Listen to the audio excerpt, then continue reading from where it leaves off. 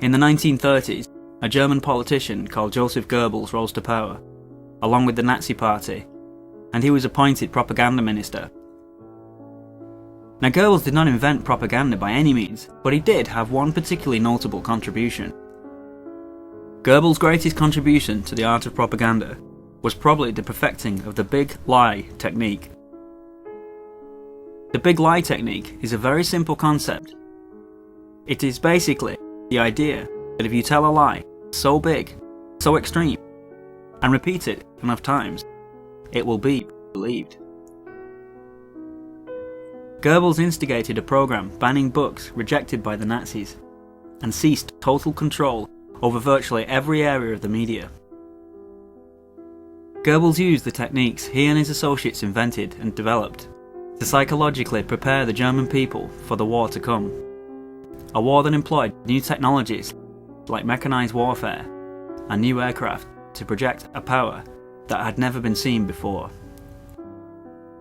It was believed that the new armaments, ordnance, and delivery systems would be so effective that any power that stood against them would be crushed in a lightning attack.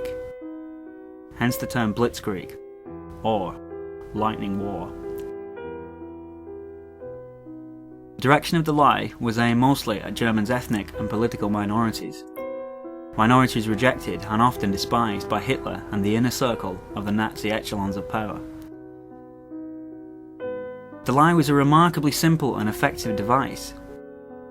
It basically stated certain groups were working to destroy Germany from the inside out. This was all the justification they needed to mobilise.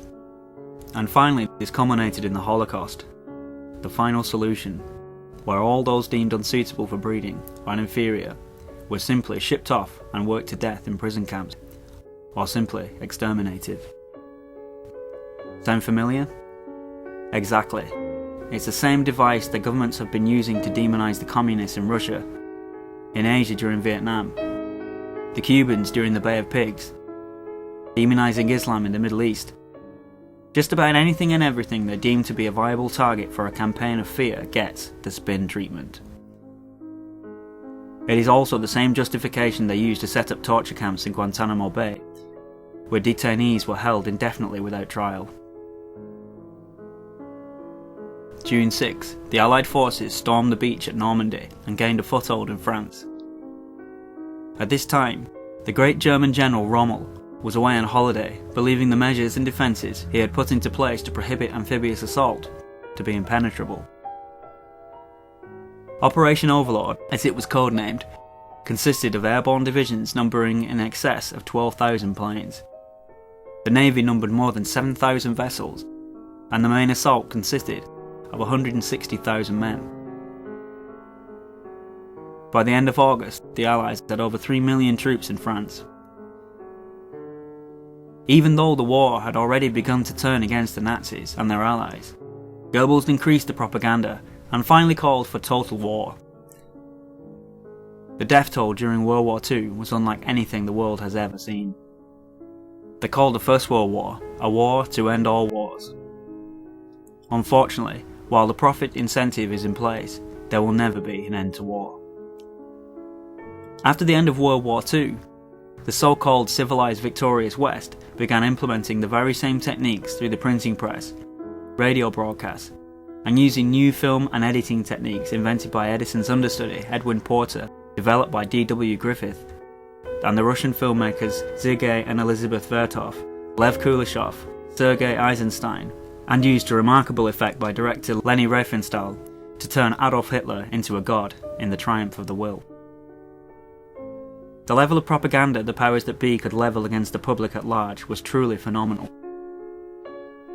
The Allies may have won the war, but sadly, the tools for manipulation en masse could not be unmade.